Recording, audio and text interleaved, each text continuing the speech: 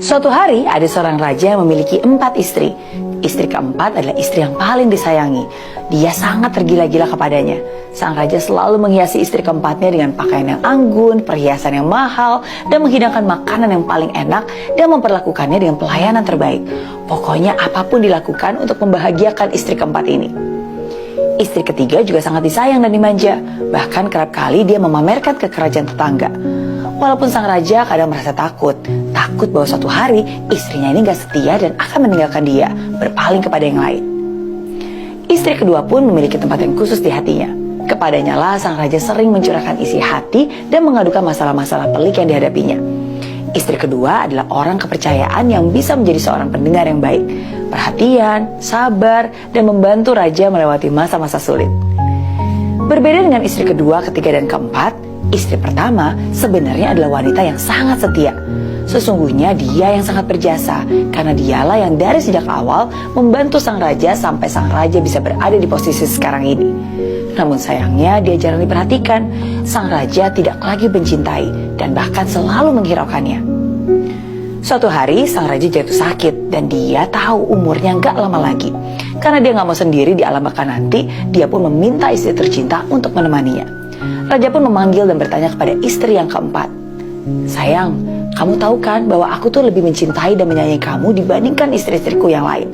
Seluruh permintaan, seluruh kehendakmu selalu aku penuhi. Sekarang, sudikah kamu menemaniku dalam kuburanku?" "Wah, gak mungkin," begitu spontan jawab sang istri, lalu pergi meninggalkan sang raja yang sedang sekarat. Sungguh kecewa hati raja. Jawaban istri keempat itu sadis, bagaikan sebilah pisau yang menusuk tepat di dalam hatinya. Dengan sedih, raja pun kemudian memanggil istri ketiga. "Sayang, aku telah mencintaimu seumur hidupku. Sekarang saya sekarat. Maukah kamu merawat dan menemani dan ikut denganku jika kelak aku meninggal nanti?" Si istri ketiga pun menjawab, "Tentu gak bisa. Hidup ini begitu indah. Jika kamu mati, lebih baik saya menikah lagi." Mendengar jawaban istri ketiga, sang raja semakin sedih. Dia benar-benar gak nyangka kalau istri ketiganya itu akan berkata sekejam itu. Dengan rasa sedih dan kecewa, lalu dia pun memanggil istri kedua dan kemudian berkata, "Sayang, kamulah yang selalu menjadi tempatku mengadu dan berbagi. Setiap saya minta bantuan, kamu selalu ada untukku. Sudikah kamu menemaniku sampai alam baka nanti?" Dan sang istri pun menjawab, "Maaf sekali, kali ini saya gak bisa memenuhi permintaanmu. Tapi saya bisa kok membantu untuk mempersiapkan pemakaman untukmu dan menemanimu sampai kamu dimakamkan." Begitu jawaban istri kedua. Sungguh mengejutkan. Sang raja pun benar-benar sangat terpukul mendengarnya. Di tengah kesedihan yang mendalam, tiba-tiba raja mendengar suara dari kejauhan.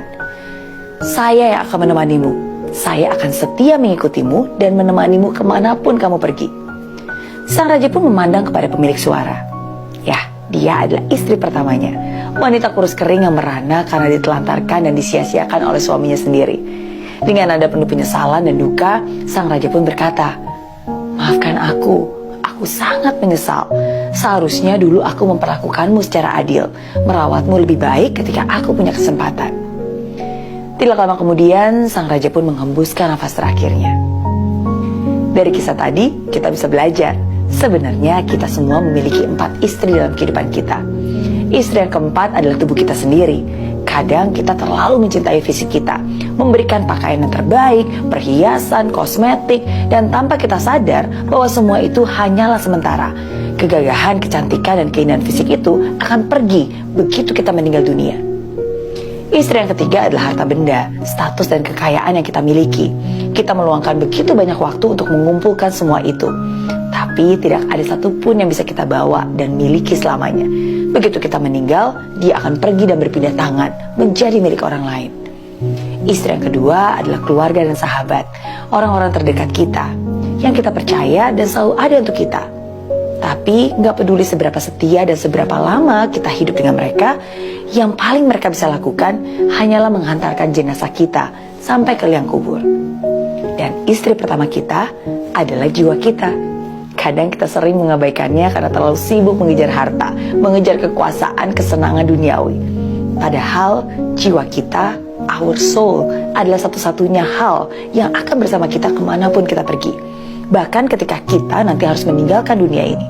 Dia tidak pernah berkhianat walaupun ia sering kita hianati.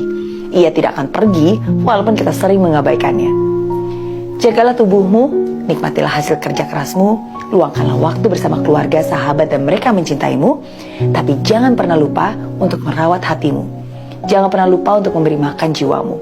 Berdoa, bersyukur, nikmati kesendirianmu bersamanya. Luangkan waktu untuk dia, karena hanya dialah teman sejatimu di dunia dan di akhirat nanti.